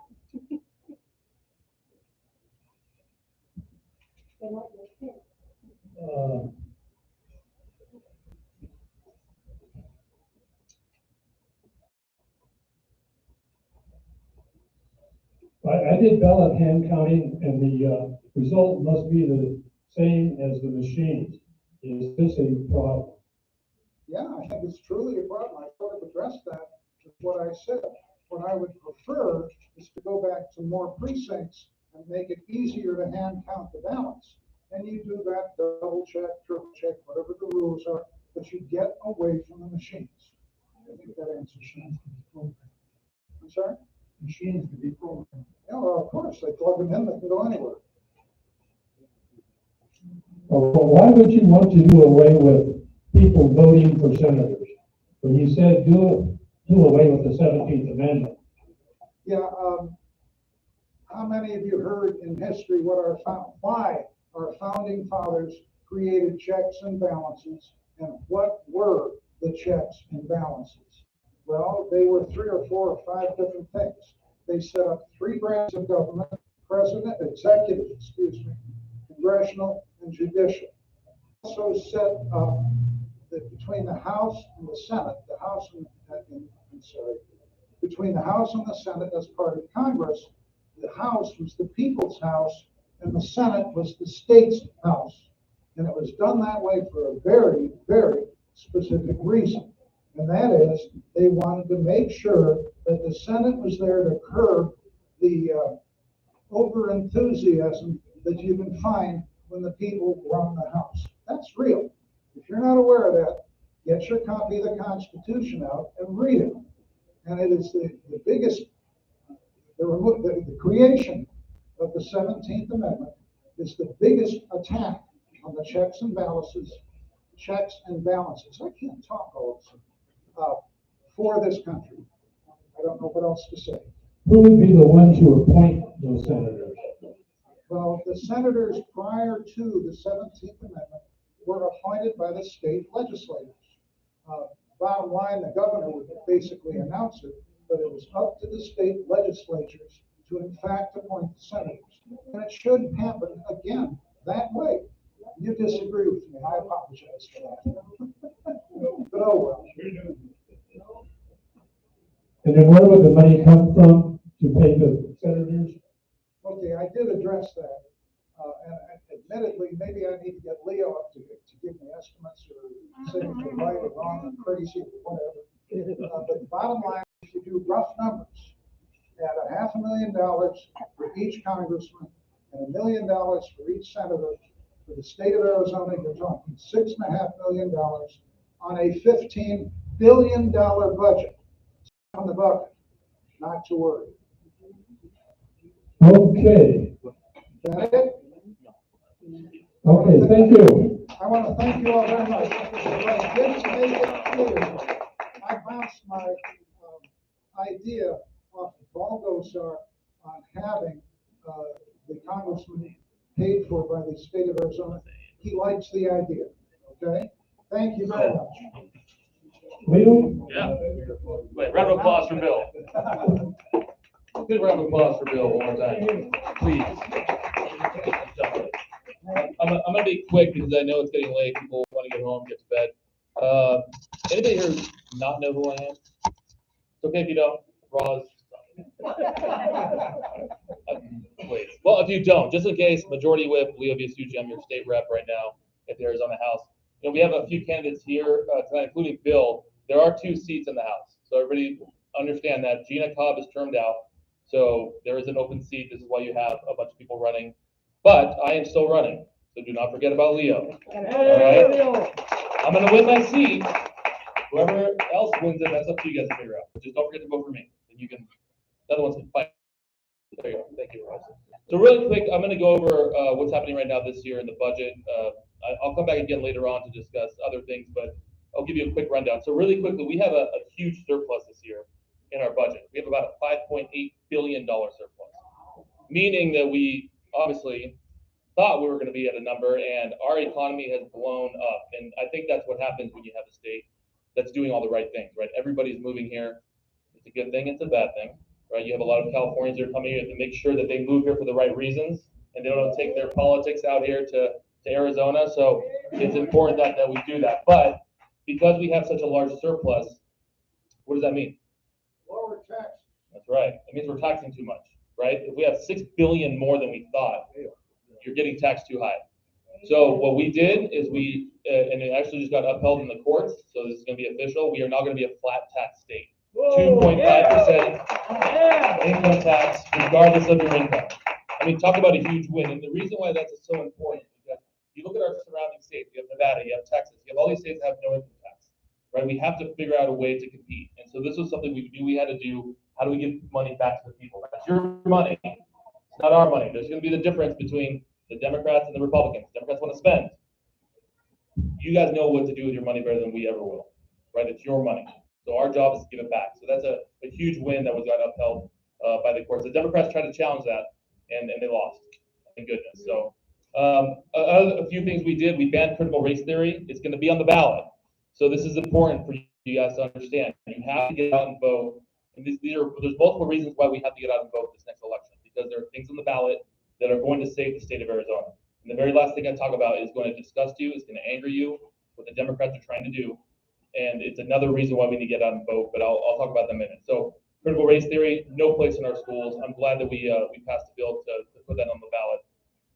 Passed another bill that's going to be on the ballot, voter ID for all voting. Doesn't matter how you vote, right? Voter ID is needed.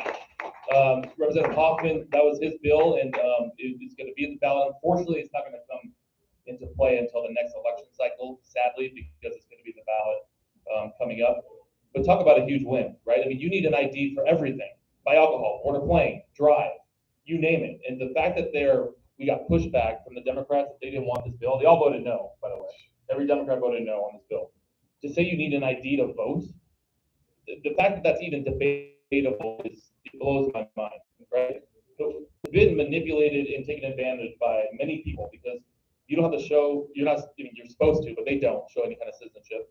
And you're talking about thousands of ballots, right? That they can only vote for the federal ballot if they can't prove their Arizona citizenship. That needs to go away. This bill changes all that. This is saying you must have an ID no matter what. It's a huge, huge win for us. We passed 2 bills. Unfortunately, they're kind of stuck, but they'll be budget bills. We're doing the budget right now. That's why I'm still in Phoenix. I haven't been around since January to fund the border wall, to build it ourselves. If the federal government's not going to do their job, it's up to us, the state of Arizona, to do it ourselves. So we are going to have funding that's going to do everything from border wall to technology, drones, cameras, more sheriffs, more boots on the ground. Because this is the problem right now: is we can't even stop the invasion that's coming across. We don't have enough people. Now, a beautiful bill that was just signed by the governor last week, it was my bill, and this was HB 2696. This has to do with human smuggling. The problem right now we have is you have situations, you see it in the news all the time. A car gets pulled over, the sheriff shows up, the DPS shows up, there's 15 illegals in this car because they're all being smuggled. They have to call ICE. They have to call the federal government. What's been happening, because they're spread so thin, is they're saying, look, we can't come, let them go. This is not your jurisdiction. And so they're letting them go. So you're talking about human smuggling, sex trafficking, child trafficking, all being ignored because the federal government will not come and do their job. So my bill changes that. My bill puts into Arizona state law that if you are caught smuggling, it is now an Arizona law that you're breaking, and we can now arrest you. and we will prosecute. You know, and this comes back to the importance of the 10th Amendment. Everybody knows what the 10th Amendment is, right? State rights. Right? The federal government did not create itself. We gave them their power, right? We created the federal government. The 10th Amendment was in the Constitution for a reason, because the founding fathers knew that the state should have the power. And so this bill is a perfect example of this, of why we must take over the power. If they're not going to do their job, we have the right to take over. You know, and this is why when I passed my bill last year for making Arizona a Second Amendment sanctuary state, that said if the federal government tries to change the laws on guns, not going to apply in Arizona. And the different mentality between the Dems and the Republicans is the Democrats came at me in the committee, Representative Athena Solomon, Senator Ugenti Rita knows her well. No, she has not been here all year, and yet collecting money. Yet she hasn't showed up a single day. But she told me, she goes, Representative Asucci, how dare you tell the federal government what to do by saying they can't come here and take our guns away? And I looked at her and I said, Representative Solomon, do you agree with marijuana being passed in the state of Arizona? Well, absolutely I do. Okay, so you're okay with that, but you're not okay with this. And she looked at me and goes, well, marijuana has never killed anybody. So, just another reason why you should vote Republican over Democrats. The mentality is unbelievable. So, a few other things we passed really quickly. We banned men from playing women's sports in the state of Arizona. Huge win. Signed by the governor. That is now state law. We did that for 15 weeks. Our version of the heartbeat bill. Now, if Roe Wade does get overturned, and by the way, have you noticed the media is trying to spin this Roe versus Wade thing? It's like, oh, we're now just going to, you know, it's going to end of the world and this and that. All it does, it kicks it to the states. So this idea that we're also changing the law is a bunch of BS narrative. That is not true. Roe versus Wade gets repealed, overturned. The states then take over, and our abortion laws are very strong here in Arizona. Very strong, even stronger than this 15-week one here. And like I know Blake talked about it, saying he wanted to ban condoms. I mean, they're just trying to turn the narrative. It's unbelievable what they'll do and what they'll write. We banned irreversible gender surgery under 18 years old. So the Democrats are okay with the T-Rex. Should my parents have allowed me to get some short arms and a tail because I believe that was what I wanted to be? I mean, it's the most insane idea in the world, and it's something that we need to protect our children. They are coming after our children, whether it's CRT, whether it's gender reassignment surgery. Look, if that's what they want to do when they're adult, so be it. Like, let them make that decision. But the fact that we would even allow a child to think that is not right, and I'm glad we banned that. You know, at the end of every year, we have budget asks. And so I have my own. Last year was a huge win. We got Highway 95 funded to be repaved all through Lake Havasu and Bullhead. Huge win. We got a veterans home, 100-bed facility, veteran home and clinic to be built in Mohave County. It'll be in Kingman or Havasu. They're still trying to figure it out. We're talking about a big win right there as well. I know, Kingman, everybody wants to, I know. I'm in Kingman, so I hear you right now.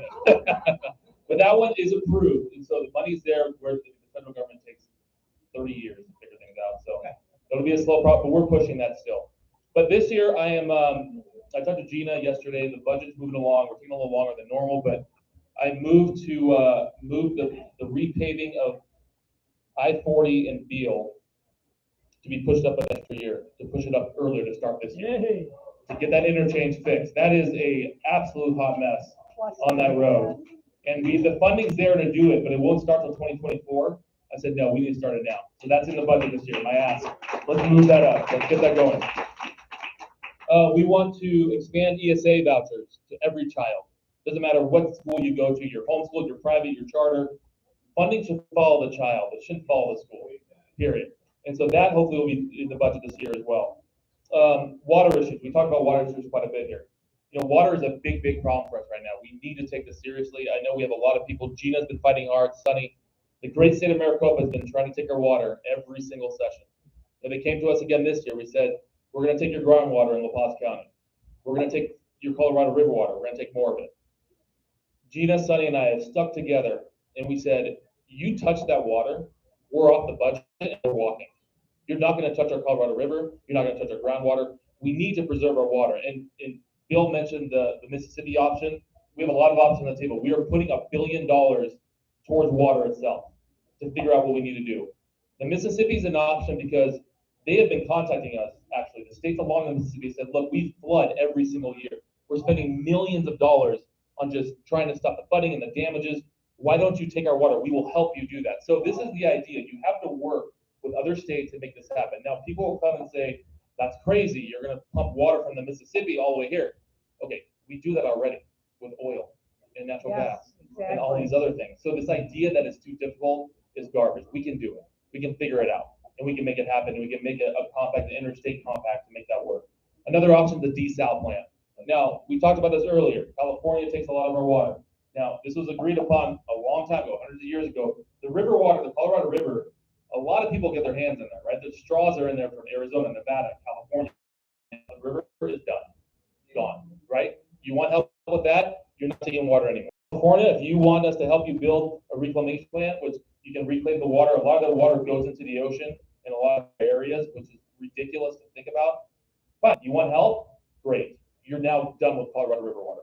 That's the only way this will work, is to say, we're going to help you. Our water stays here in Arizona. And we also have things we got to do with farming. And we mentioned farming, and I was talking about 5% being agriculture. We have foreign companies right now in Arizona. The Saudis, for example, are in La Paz County and here.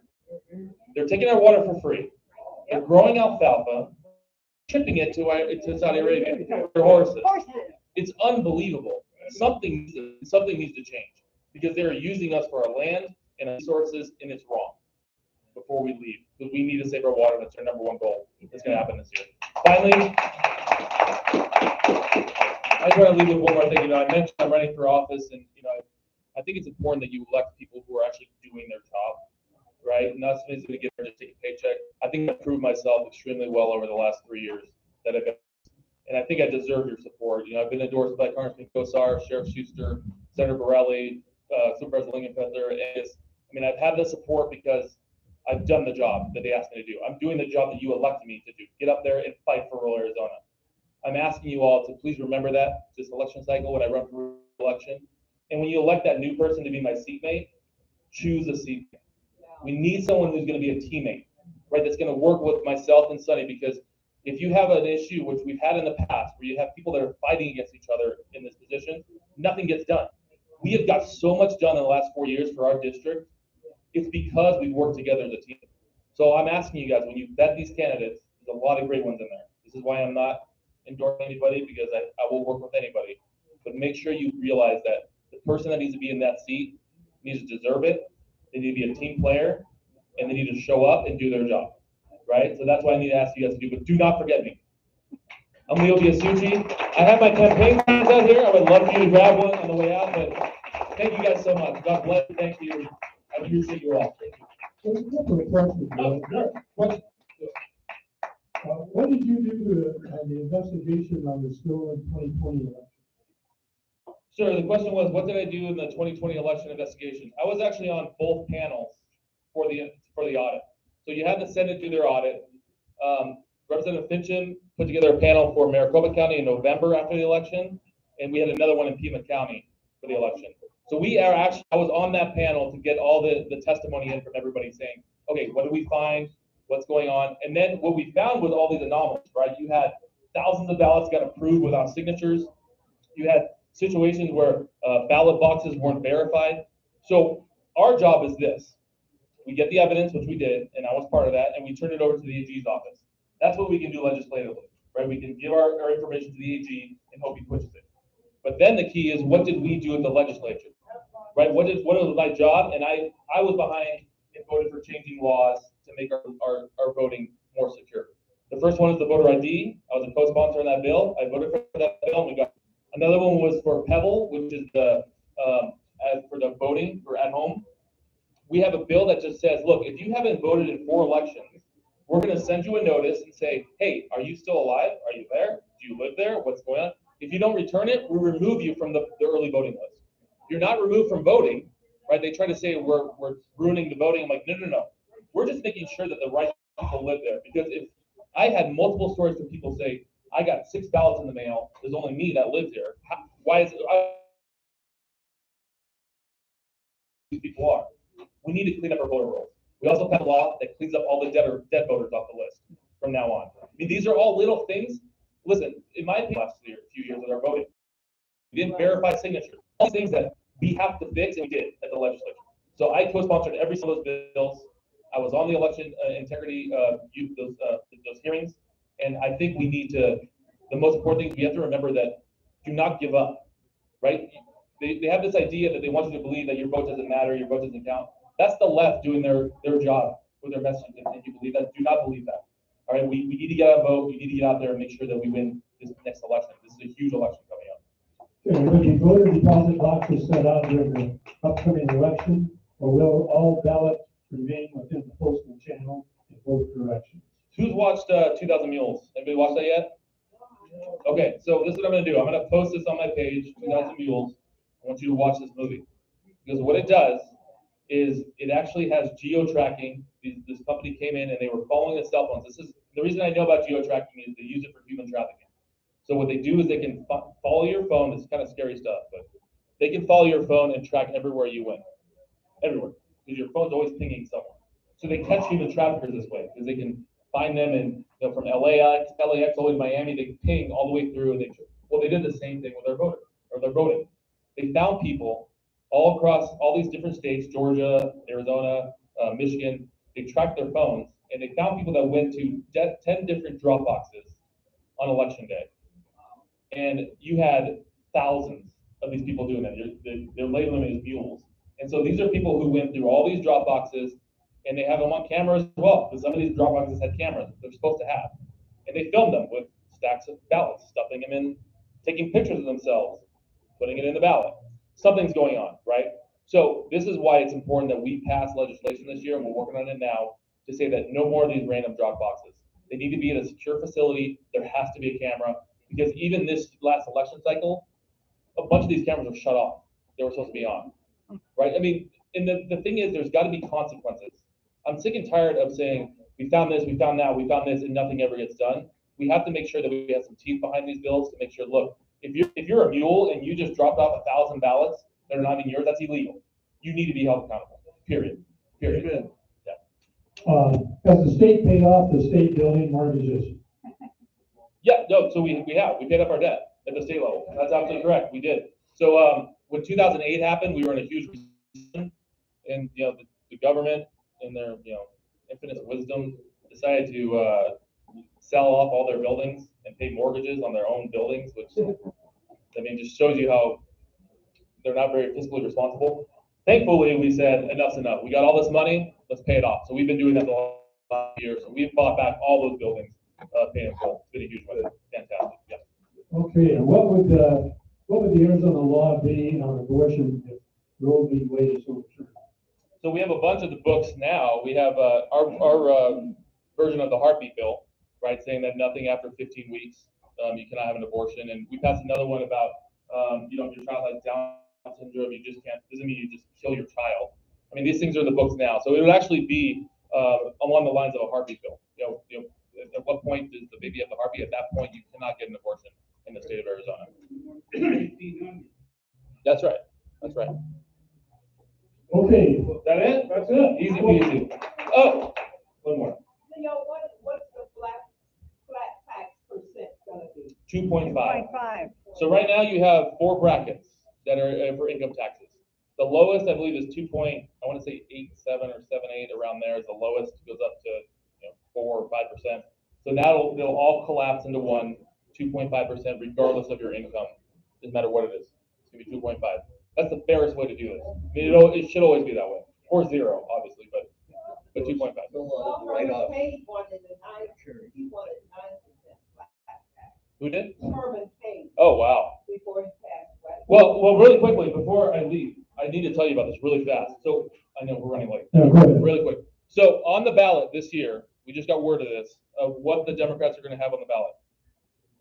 It's a voter initiative, so if this passes, it will be law. I'm going to tell you, it's called free and fair elections. This is what it's going to be labeled as on the ballot, free and fair elections.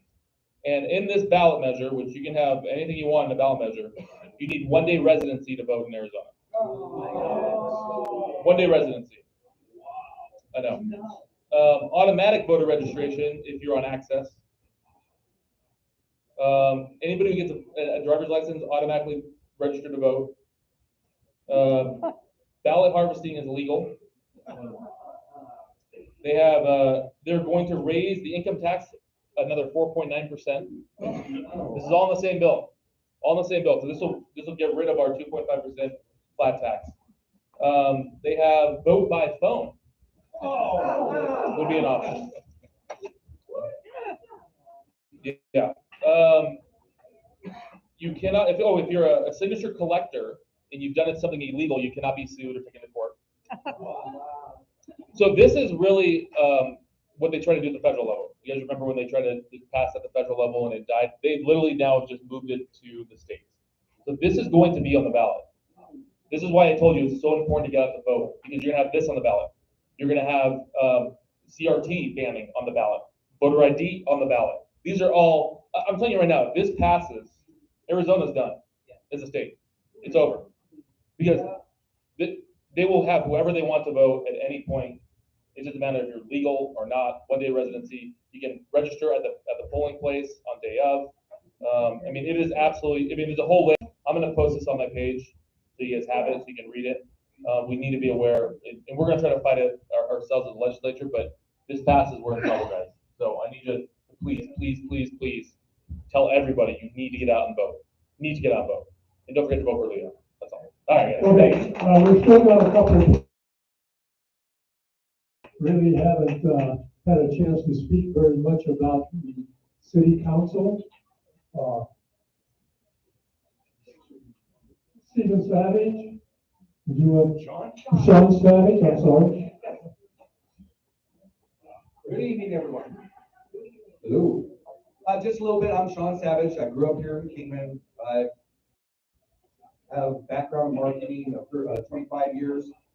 I currently manage the Shopper magazine out here, as well as I am the administrator of the Moose Lodge. A little bit about the Moose Lodge. It's really helped me get to where I'm at with this decision to finally run. I joined in 2020, became administrator, was the CFO in charge of membership there. Our membership has doubled to nearly 1,000 just in 18 months. Our community efforts that we've done with local charity has really exploded, so I'm really proud of that.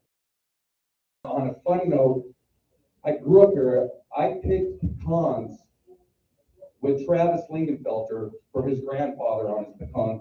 So there's another little connection there.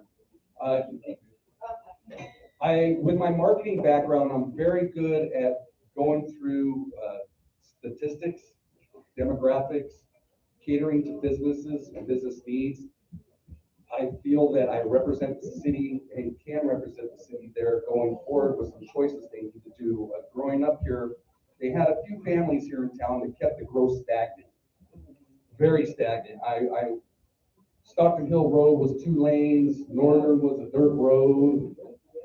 I'm not kidding. And I moved back in 2010 because my wife and I wanted to bring my youngest son here to go to school and experience here as opposed to where we were in California at the time. Growth is not going to stop here. I can guarantee that. They need to plan further on growth. I'm talking 20 to 30 years down the road. Every day when I go to the Moose Lodge in the morning to do my work, the traffic on Wallapai Mountain Road is backed up. I mean, backed up. It's only 2 lanes. You only have 2 access points on Airway and Wallapai Mountain Road to Kingman and Divine. If there was ever an emergency that they had to do a mass evacuation, it would be a pure cluster over there. So I'm a forward thinker.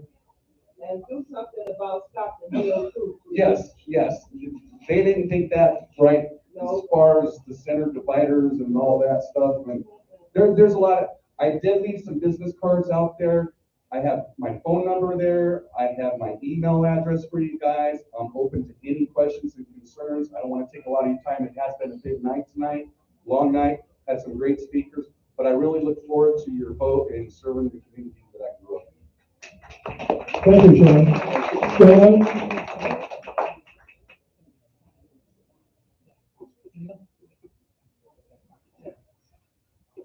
Okay, I'm Stanley Hicks. Basically, I'm running for the Kingman City Council because I heard after it closed that only 2 people had got the signatures to run. So I said, I'm gonna do something. I talked to my wife at length, family members and other people, and I found a lot of encouragement. So I'm running as a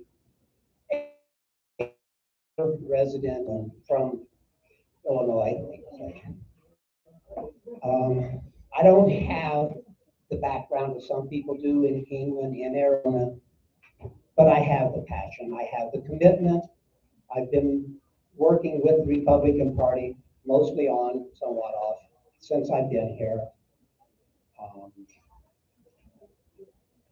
I want to see Kingman grow, but I have heard people in the past saying, oh, we need to extend here and extend there, with no regard to what we're bringing in. I want growth. I want sensible, logical growth. I don't want numbers in the city. I want people who are willing to commit, be a part of the city, be a part of the solutions. The old cliche, if you're not part of the solution, you're part of the problem, works for Kingman. I see a lot of people, and I've addressed this issue with many. Kingman has 25, Dan Fogan corrected me on that the other day and told me that it's 30% of the Kingman is now retirement age. I understand a lot of young people don't vote. I think it's appalling that seniors don't vote. I've been working on that, trying to get people to vote. For Kingman, I know there's a lot we can do, a lot we can't do. Growth is a big, big issue. In the latest survey, the citizen survey that was sent out, I believe it was over 90% of the people who responded to the survey, their number one issue was roads and maintenance. It is, to me, inexcusable. There are city streets in Kingman within the city limits that are dirt roads. As you mentioned, Stockton Hill is a nightmare. Wallapai Mountain Road is a nightmare. These are all solvable problems. We need to concentrate, yes, on promoting the city, promoting it, but we also need to say, what are we going to do once we promote it? I think that needs to be addressed by the city council. We need to get in there and say, conservatively, what are we going to do? Fiscal conservatism. The city doesn't, I don't think, need to have a 15 to 20% buffer fund in their budget. That money can be put to use. Again, I'm not going to take any more time, everybody. If you like what I have to say, I'm running as a write-in, so it's extra work. You have to write the name and fill in the oval. So thank you very much.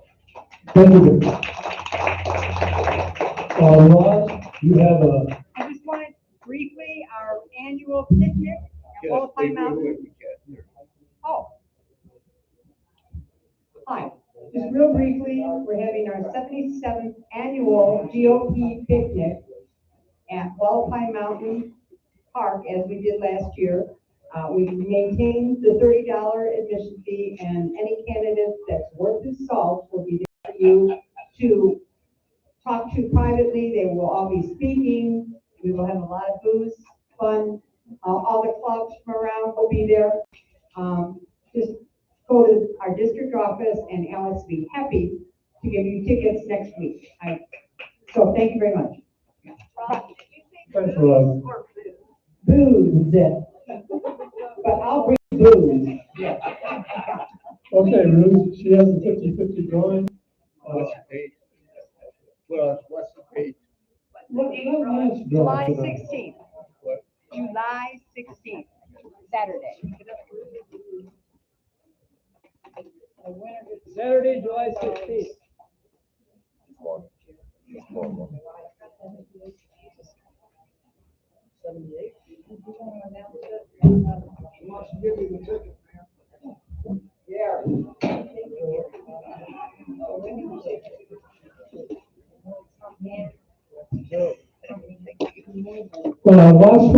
Last three numbers, 549. Hey. All right. Okay. Okay, well, hope everyone had a good evening. We will see you in a month.